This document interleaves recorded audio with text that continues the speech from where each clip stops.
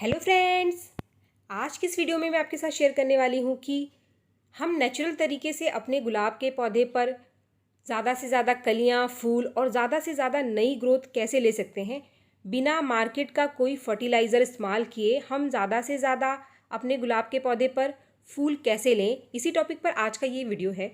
इस वीडियो में मैंने आपको एक नेचुरल फर्टिलाइज़र कैसे बनाना है गुलाब के पौधे के लिए, इसके बारे में भी बताया है। तो आप वीडियो को बिल्कुल भी स्किप ना करें, पूरा वीडियो ज़रूर देखें। और अगर आपको ये वीडियो पसंद आए तो एक लाइक ज़रूर करें, और मेरे चैनल को आपने अब तक सब्सक्राइब नहीं किया है तो मेरे चैनल को सब्सक्राइब करना भी ना भूलें।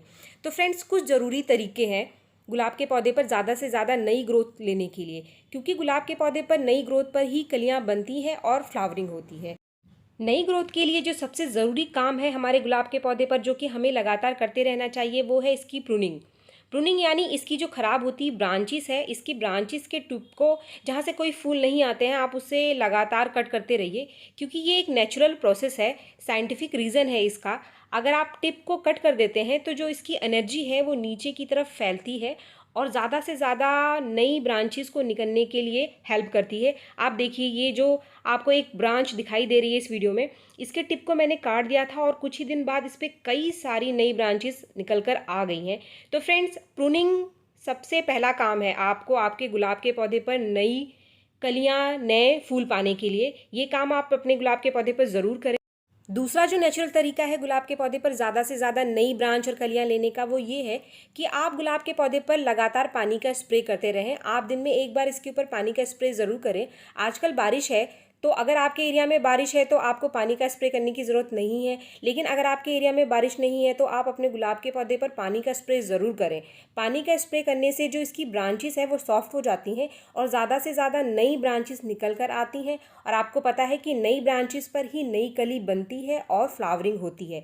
तो फ्रेंड्स, आप ये दो तरीकों का ध्यान रखें। साथ ही अब हम बात करते हैं एक नेचुरल फर्टिलाइज़र का, जो कि हम घर में ही बहुत ही आसानी से बना सकते हैं। उसको कैसे बनाना है चलिए देख लेते हैं।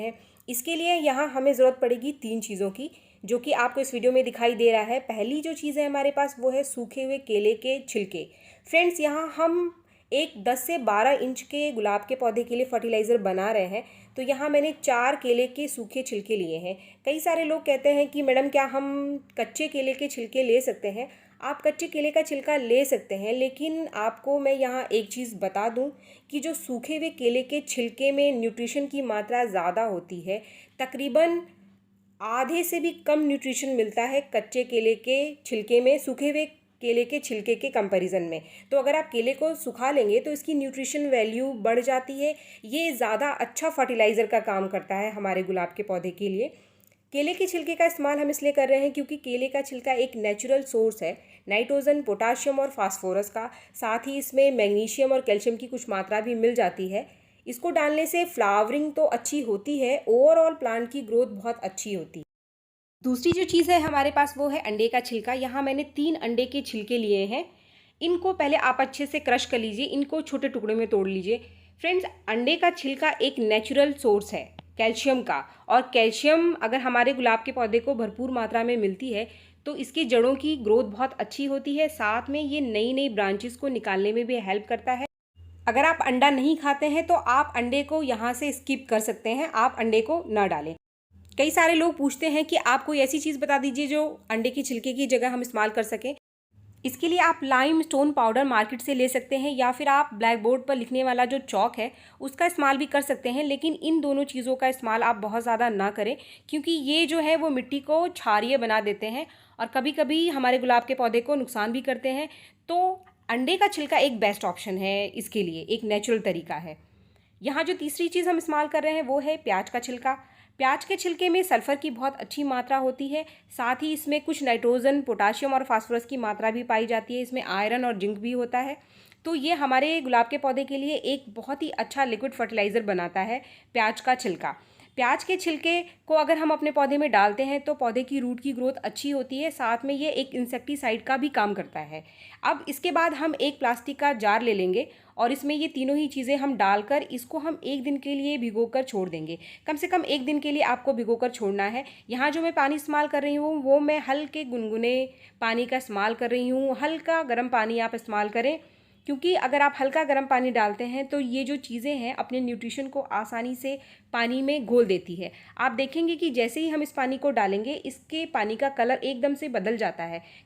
ये फर्टिलाइज़र अभी कंप्लीट नहीं है, एक चौथा फर्टिलाइज़र हम तब डालेंगे जब हमारा ये लिक्विड फर्टिलाइज़र अगले दिन बनकर तैयार हो जाएगा। तो इसलिए आप वीडियो को स्किप ना करें, क्योंकि अगला फर्टिलाइज़र क्या है आगे मैं इस वीडियो में आपको बताने वाली हूँ। अगले दिन कुछ इस तरीके का फर्टिलाइज़र हमें मिलेगा। आप देख सकते हैं कि इसका कलर बिल्कुल ही बदल गया है। अब हमारा ये फर्टिलाइज़र बिल्कुल तैयार है पौधे में डालने के लिए। इस लिक्विड फर्टिलाइज़र को आप किसी बड़ी छन्नी की सहायता से छान लीजिए, या फिर आप इसे ऐसे ही जो इसका लिक्विड फर्टिलाइज़र है इसको आप अलग कर लीजिए। जार में जो चीज़ें हमने भिगोई थी आप इसे फेंके ना, आप इसे दोबारा पानी भर करके रख दीजिए और किसी दूसरे पॉट में आप इस फर्टिलाइज़र का इस्तेमाल कर सकते हैं। 2 से 3 दिन के लिए आप इसे भिगो कर रख दीजिए और फिर जो लिक्विड फर्टिलाइज़र बनेगा उसको आप किसी दूसरे पौधे में डाल दीजिए। फ्रेंड्स, ये जो फर्टिलाइज़र बना है हम इसे सीधे पौधे में डालेंगे, हम इसमें और पानी ऐड नहीं करेंगे। यहाँ मैं आपको एक चीज़ बताना चाहती हूँ कि अगर आप इस फर्टिलाइज़र को 1 से ज़्यादा दिन तक भिगो कर रखते हैं तो आपको इसमें पानी ऐड करने की ज़रूरत पड़ेगी। आप जितने ही ज़्यादा इसको दिन के लिए भिगो कर रखेंगे आप उसको उतने ही गुना पानी में डाइल्यूट करके ही इस फर्टिलाइज़र को डालें। क्योंकि अभी हमने सिर्फ 1 दिन के लिए इस फर्टिलाइज़र को भिगो कर रखा था, तो मैं इसमें कोई भी पानी नहीं ऐड करूँगी क्योंकि इसका कंसंट्रेशन बहुत ज़्यादा नहीं है। अगर आप 1 से ज़्यादा दिन के लिए इस फर्टिलाइज़र को भिगो कर रखते हैं तो इस फर्टिलाइज़र में एक तरह का एसिड बन जाता है, कुछ एंजाइम्स डेवलप हो जाते हैं जिससे इसे डाइल्यूट करना बहुत ज़रूरी हो जाता है। तो इसे बिना डाइल्यूट करे आप ना डालें अगर आप 1 से ज़्यादा दिन के लिए इसको भिगो कर रखते हैं। फ्रेंड्स, एक चौथा फर्टिलाइज़र जो मैंने आपको कहा था कि मैं आपको बताने वाली हूँ, वो जो फर्टिलाइज़र है वो हमारे पास है कॉफ़ी पाउडर। आधा चम्मच कॉफ़ी पाउडर का इस्तेमाल करना है। आप कोई भी कॉफ़ी पाउडर ले सकते हैं। आधा चम्मच कॉफ़ी पाउडर ये जो फर्टिलाइज़र बना है इसमें हम अच्छे से घोल लेंगे और फिर इसको हम अपने गुलाब के पौधे में डालेंगे। फ्रेंड्स, ये एक कंप्लीट फर्टिलाइज़र बनकर तैयार हो गया है अभी हमारे गुलाब के पौधे के लिए। और अगर आप हर 15 दिन में इस फर्टिलाइज़र का इस्तेमाल अपने गुलाब के पौधे में करते हैं तो आपके गुलाब के पौधे की ग्रोथ के साथ साथ कलियाँ बहुत अच्छी आएंगी और फ्लावरिंग भी बहुत अच्छी होगी। इसको डालते समय आपको कुछ चीज़ों का ध्यान रखना है। वो चीज़ें क्या हैं चलिए मैं आपको बता देती हूँ। सबसे पहले तो आजकल बारिश का टाइम है, तो आप इस फर्टिलाइज़र का इस्तेमाल तभी करें जब आपके गुलाब के पौधे की मिट्टी अच्छे से सूखी हुई हो। अगर मिट्टी अच्छे से सूखी है तभी आप इस फर्टिलाइज़र का इस्तेमाल करें। गीली मिट्टी में आप इस फर्टिलाइज़र का इस्तेमाल ना करें। फर्टिलाइज़र डालने से पहले आप मिट्टी की ऊपर से हल्की हल्की सी कुड़ाई कर लें। बहुत नीचे तक कुड़ाई नहीं करनी है, हल्की हल्की सी कुड़ाई करने के बाद आप इस फर्टिलाइज़र को अपने गुलाब के पौधे में डाल देंगे तो आपका फर्टिलाइज़र नीचे तक जड़ों में अच्छे से पहुंच जाएगा।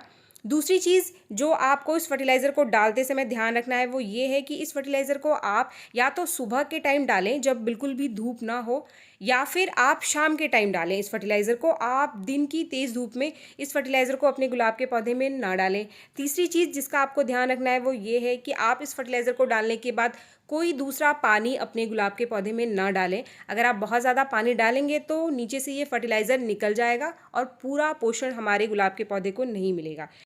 तो फ्रेंड्स, ये कुछ नेचुरल तरीके हैं जिसे अपनाकर आप अपने गुलाब के पौधे में बिना बाहर का फर्टिलाइज़र इस्तेमाल किए बहुत अच्छी फ्लावरिंग ले सकते हैं। Thank you.